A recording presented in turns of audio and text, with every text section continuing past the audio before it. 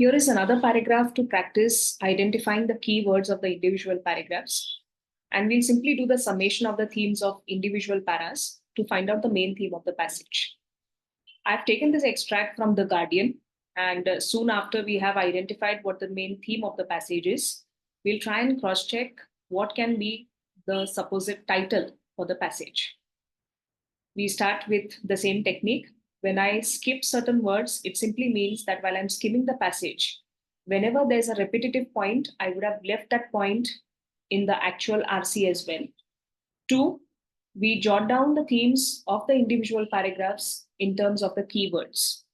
And this should be a habitual practice in terms of examinations. Whenever you read any paragraph, you can jot down the keywords on your scratch sheet just to ensure that you do not burden your mind to remember what you've read earlier.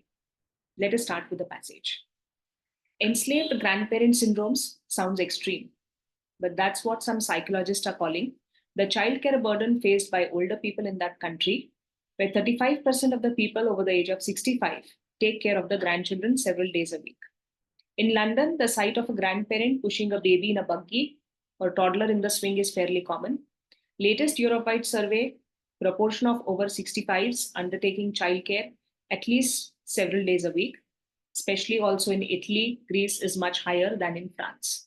If you notice, the last 2-3 lines are giving absolute details in terms of facts.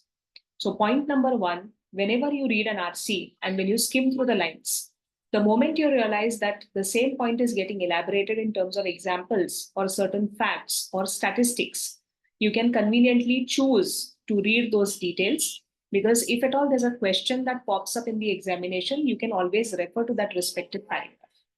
To summarize, the first paragraph is basically talking about the enslaved grandparents who have the burden of taking care of the grandchildren. And then the facts basically talk about the scenario in Spain, London, Greece, Madrid, etc. Second paragraph. Anyone who lurks on the parenting internet forums will observe that these fault lines are emerging across the Western world. Some parents saddened and frustrated at the lack of input or the interest from the grandparents. On the other side, grandparents worn down and exhausted by the expectations and sometimes entitlement levied on them by the children. I've seen memes, video content claiming that the boomers are the most selfish generation of grandparents ever, but also conversations with the burnt out older people who simply don't have the energy to take care for the small, rambunctious children. Now, the second paragraph is highlighting a two-way scenario where children are expecting their parents to take care of the grandchildren. However, at the same time, the grandchildren are exhausted mentally and physically.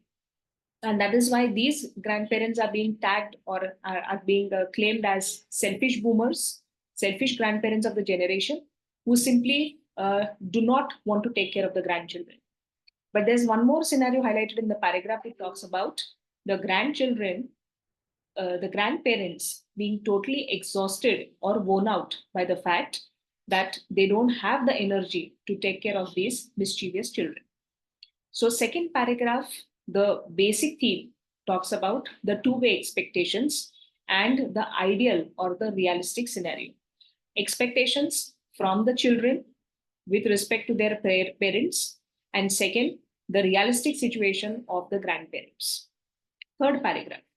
Every situation is, of course, unique, but it's an issue that has played out in many families in one way or the other. My mother was present in the very first year of my son's life, and that time was very special. Yet I wish I had been more mindful of the toll caring for a small baby can take. I still have some guilt for how I handled the things. She was sleeping on the sofa. She claimed it was comfortable, but I wish I had invested in a really good quality sofa bed. Third paragraph talks about a personal instance where the author says that the first time when her parents came to take care of the newborn child, she was happy, but then later on she realized the toll that grandparenting can take over in terms of the physical or the mental toll that they can have, and the writer herself regrets she would have handled things in a better way. So the theme of the third paragraph is the expectations that children have and the realities, regrets that they realize eventually in their life. Fourth paragraph. Looking after the babies is for the young, my aunt said to me. I spent my childhood where it wasn't unusual to meet women in their early 40s who were grandmothers. As women have babies later and the first time grandparents are getting older, they have less energy and often greater health needs. There are many good reasons for delaying parenthood. I sometimes wonder if I've had children earlier, had I feared less the toll that it would take on my education. It's not in the system that we build for women of reproductive age, and yet we are forced to try to work within it. Well, honestly, the last paragraph is trying to conclude the scenario by saying that earlier, in the earlier generations, you usually saw the grandmothers or the grandparents who were in their early 40s. But today, when you see when the younger generation prefers to have kids at a later stage in their life, obviously, the first time grandparents sometimes land up in their late 50s or their early 60s.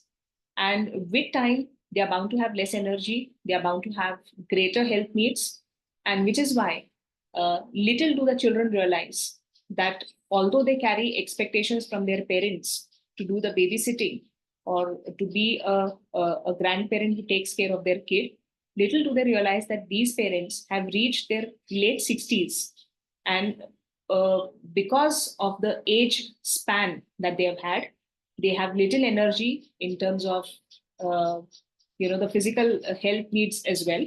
And which is why some way or the other, these grandparents are not able to fulfill the expectations that are meted out to them. So, in a nutshell, the overall paragraph says that it's not only the parents who get exhausted taking care of their kids, it is also the grandparents who are worn out, who get exhausted. And the expectation is justifiable from the parents' end that the grandparents should be there to take care of the child. But the real harsh fact is these grandparents, although they would love to, one, they do not have the energy. Two, their health needs are a priority, and that is why they simply cannot fulfill the role that is expected out of them. Let us now quickly see what was the title of this particular paragraph. It's the Great Grandparent Revolt. It shows how it's not only the parents who are burnt out by the family life, but it's also the grandparents who are burnt out.